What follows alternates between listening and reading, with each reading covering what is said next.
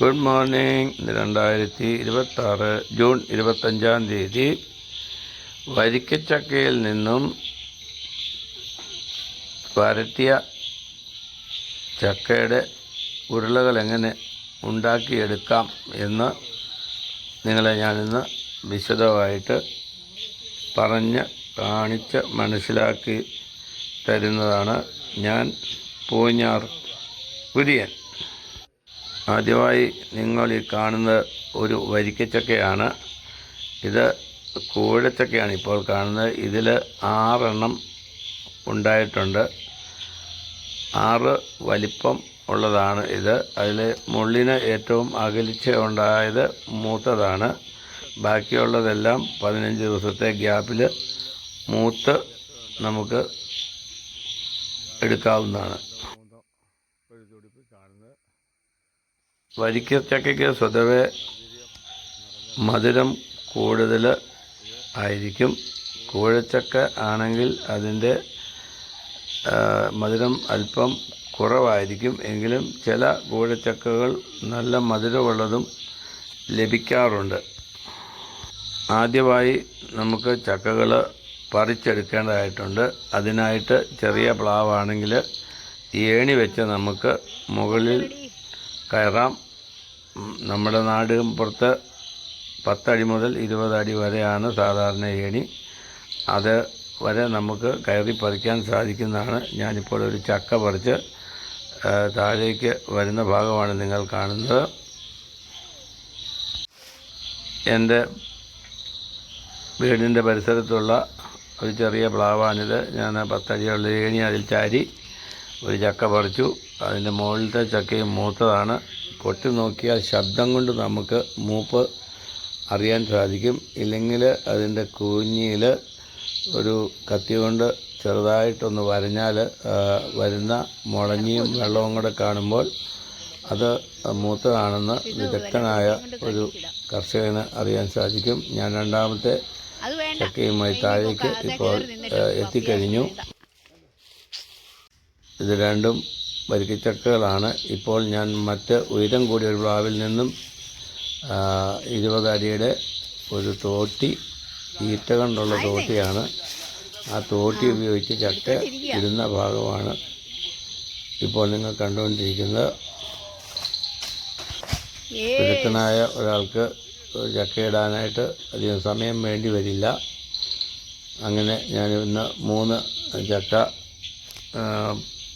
ഇട്ടിട്ടുണ്ട്. ചക്ക ഇടുമ്പോൾ അതിൻ്റെ അടിഭാഗം ചതയും ആ ഭാഗം നമുക്ക് ഉപയോഗിക്കാൻ സാധിക്കാതിരിക്കുകയും കയറാൻ സാധിച്ചെങ്കിൽ നമുക്ക് ചക്ക കയറിൽ കെട്ടി ഇറക്കാൻ സാധിക്കും. വേറെ ഒരു മാർഗവും ഇല്ലെങ്കിൽ നമുക്ക് തോട്ടി കൊണ്ട് കെട്ടി താഴെ ഇടുകയാണ് ഉത്തമം. ചക്ക പഴുത്ത് കഴിഞ്ഞാൽ അത് വെട്ടി അതിൻ്റെ മടലിൽ നിന്നും ചുളകൾ വേർതിരിച്ചെടുത്ത് അതിൻ്റെ അകത്തുള്ള കുരുവും പാടയും ചകിണിയും കളഞ്ഞതിന് ശേഷം അതിനെ പാകപ്പെടുത്തിയെടുക്കണം. ഈ ചക്ക നല്ല മധുരവും വാസനയുള്ളതുമാണ്. ഞാനിത് വെട്ടി പിറക്കി വെച്ച് കഴിഞ്ഞപ്പോൾ തേനീച്ചകൾ ഈ ചക്കയിൽ വന്നു കഴിഞ്ഞു. എനിക്കിവിടെ 2-3 തേനീച്ചപ്പെട്ടിയുണ്ട്. അവർ അതിൻ്റെ വാസന കേട്ടിട്ട് എത്തിയതാണെന്നാണ് എനിക്ക് തോന്നുന്നത്.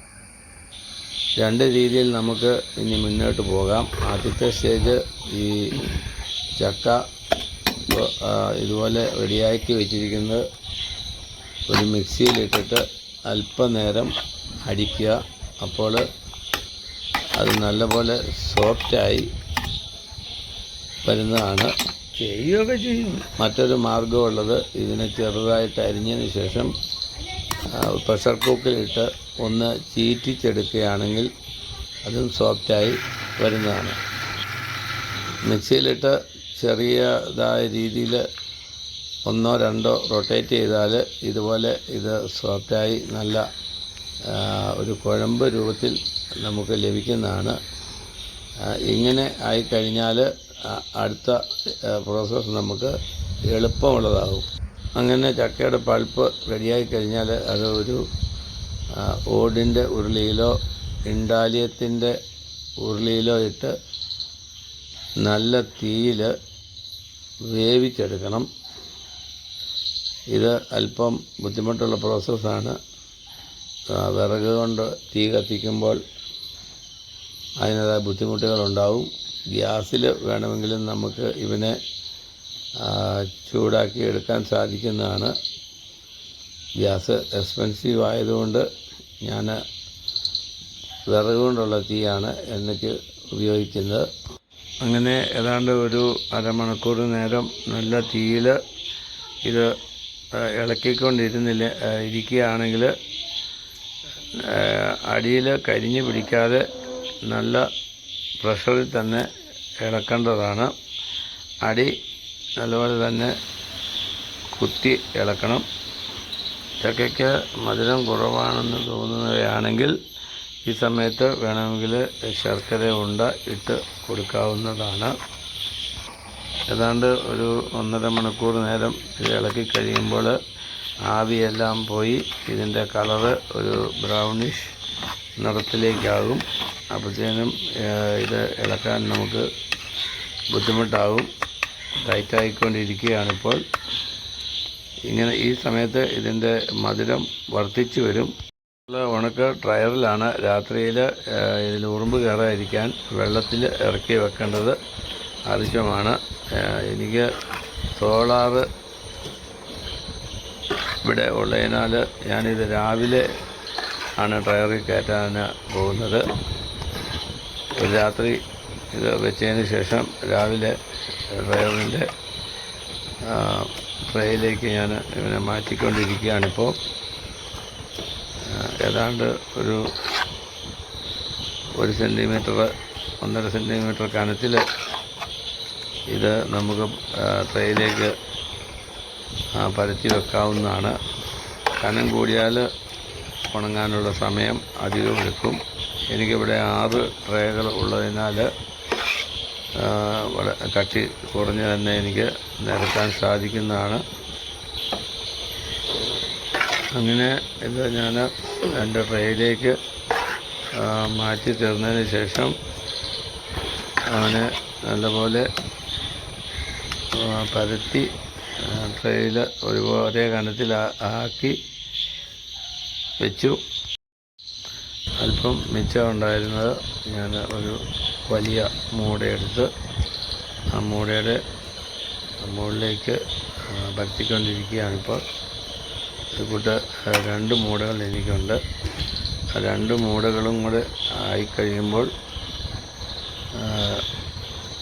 ഏതാണ്ട് ഒരേ കനത്തിൽ ഇവയെല്ലാം നിരത്തി കെട്ടി അടുത്തതായിട്ട് ഇവരെ ഡ്രയറിലേക്ക് വയ്ക്കേണ്ടതാകുന്നു. എൻ്റെ ഡ്രയർ മുഴുത്തതാണ്. 100 തേങ്ങ വരെ ഒരേ സമയത്ത് ഇതിൽ ഉണങ്ങിയെടുക്കാൻ സാധിക്കും. 6 ട്രേകളാണ് ഈ ഡ്രയറിനുള്ളത്. സെൻറ്റ് തോമസ് എഞ്ചിനീയറിംഗ് വർക്ക്സ് ചിങ്ങവനത്തിൽ നിന്നും കഴിഞ്ഞ വർഷം 1 ലക്ഷം രൂപ കൊടുത്ത് വാങ്ങിയ ഡ്രയറാണിത്. ഇതിൻ്റെ മെയിനായിട്ട് ഒരു മെയിൻ ഓൺ എന്ന് പറഞ്ഞ കൺട്രോളുണ്ട്. അതുകൂടാതെ ഒരു ഫാനും ഇതിൽ വർക്ക് ചെയ്യുന്നുണ്ട്.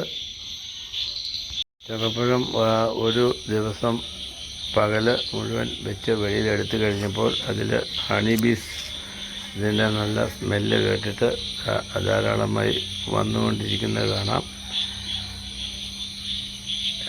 ഉള്ളിൽ ഇവർക്ക് പ്രവേശിക്കാൻ സാധിക്കത്തില്ല. അതിനാൽ വെളിയിൽ വെക്കുമ്പോൾ അവർ പറന്നെത്തുകയാണ് ഉണ്ടായത്.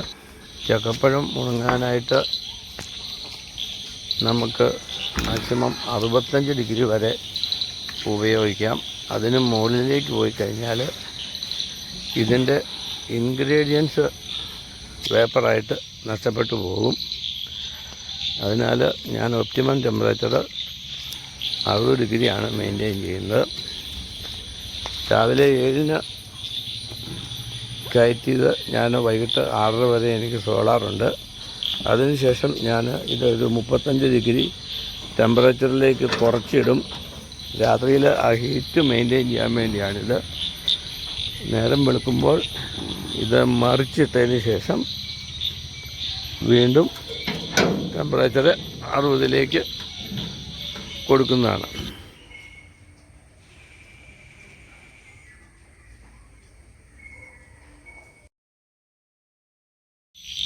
രാവിലെ വീണ്ടും തേനീച്ചകൾ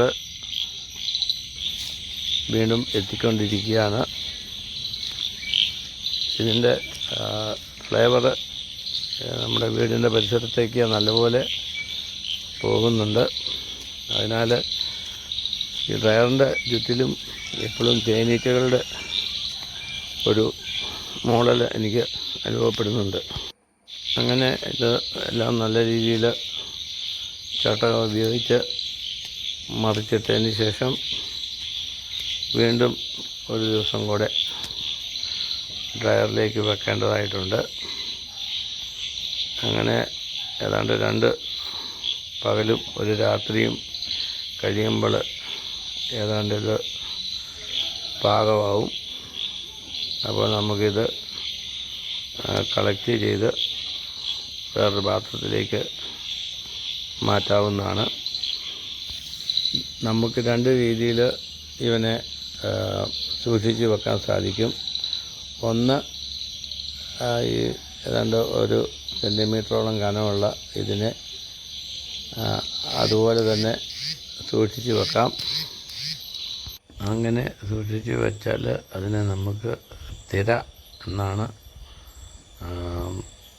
പേര് പറയുന്നത്. പണ്ടത്തെ കാലത്ത് പാളയിലും അതുപോലെ തന്നെ നേരപ്പായിലും തിര തേച്ച് നമ്മൾ കട്ടിയിൽ ഉണങ്ങിയെടുക്കുമായിരുന്നു വെയിലത്ത്.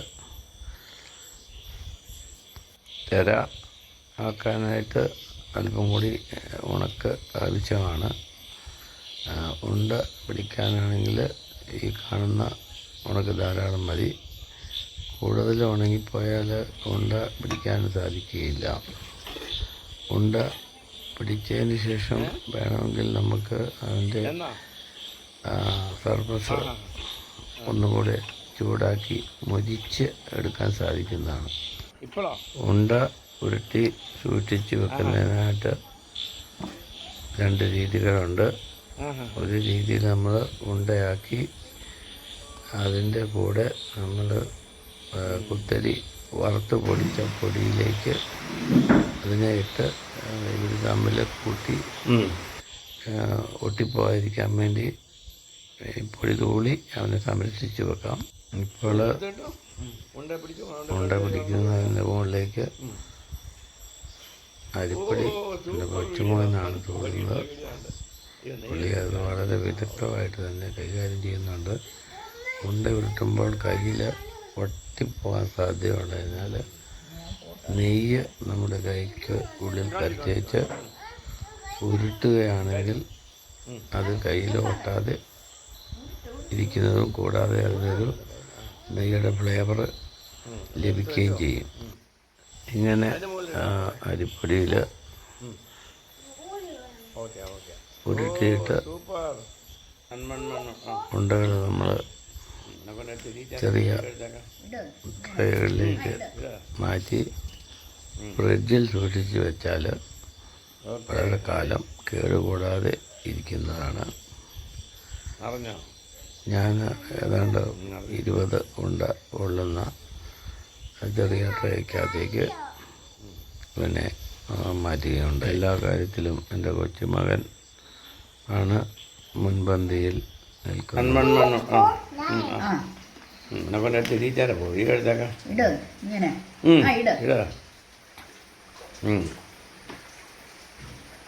Okay, right.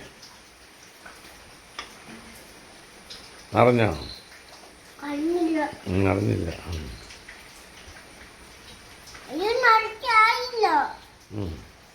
ചക്ക ഇട്ട് കഴിഞ്ഞാൽ 3 ദിവസം കൊണ്ട് പഴുക്കും. 4-ാം ദിവസം അത് വെട്ടി നമ്മുടെ തീയിൽ കയറ്റി 5-ാം ദിവസം ഡ്രയറിലേക്ക് വെച്ചാൽ 7-ാം ദിവസം നമുക്ക് ഇത് ഉണ്ടയാക്കി എടുക്കുവാൻ സാധിക്കും.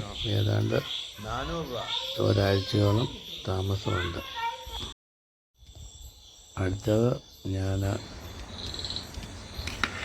അരിപ്പൊടി ഇടാതെ തന്നെ ഇതുപോലെ ഉണ്ടാക്കി അല്പം കൂടെ ഉണങ്ങി കൊടുക്കാനുള്ള മെത്തേഡാണ് കാണിക്കുന്നത്.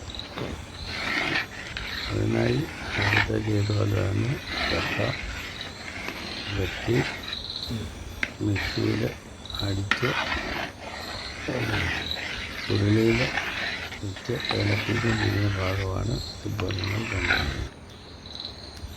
നല്ലപോലെ ചൂടായി ഇതിൽ നീരാവി വന്ന് കുമിളകൾ പൊട്ടിയാൻ തുടങ്ങുന്ന സമയത്ത് ഇത് തീ അല്പം പിരിച്ച് ഇവനെ ആദ്യത്തെ ദിവസത്തെ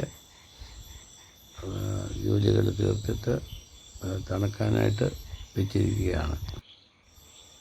രാത്രിയിൽ ഉറുമ്പ് കയറാതെ വെള്ളത്തിൽ ഇത് താത്തി വെക്കേണ്ടതാണ്.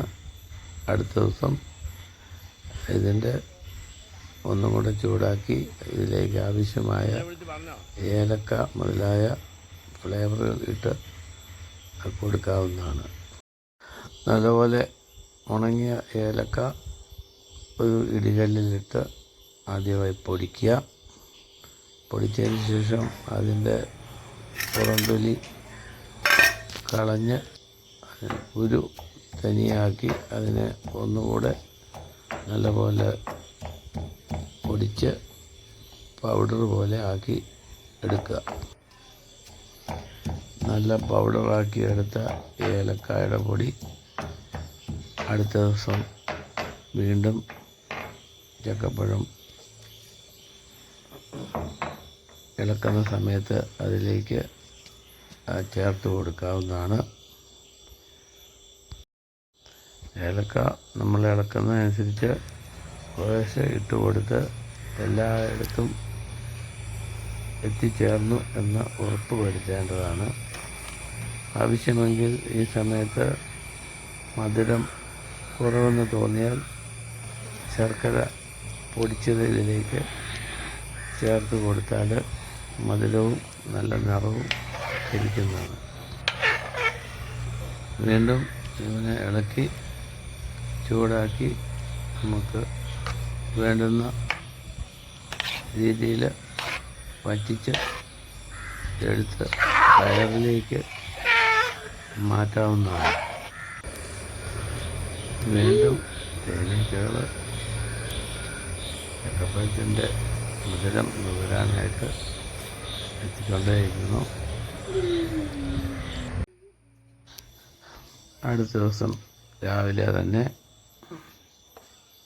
തണുത്ത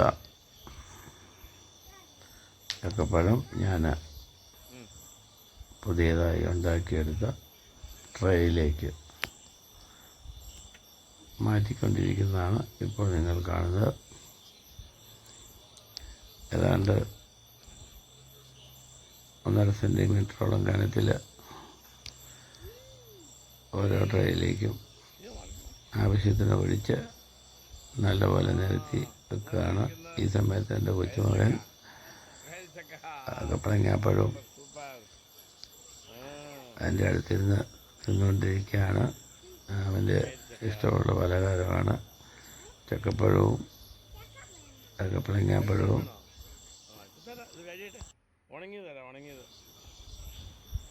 അങ്ങനെ 4 ട്രേകളിലായി എല്ലാ ചക്കപ്പഴവും ഞാൻ നിരത്തി ഡ്രയറിനുള്ളിൽ വെച്ച് കറണ്ട് ഓൺ ചെയ്ത് കൂടുതലായി ഉണങ്ങാൻ തുടങ്ങി. 2 ദിവസത്തെ ഉണക്കിന് ശേഷം വെളിയിലെടുത്തപ്പോൾ തേനീച്ചകൾ വീണ്ടും അവയിൽ വന്ന് ഇരിക്കുകയുണ്ടായി. എല്ലാം കൂടെ എടുത്ത് ഒരു പാത്രത്തിലാക്കി നെയ്യും ചേർത്ത് ഉരുളയാക്കി വെച്ചിരിക്കുന്നതാണ് ഇപ്പോൾ നിങ്ങൾ കാണുന്നത്.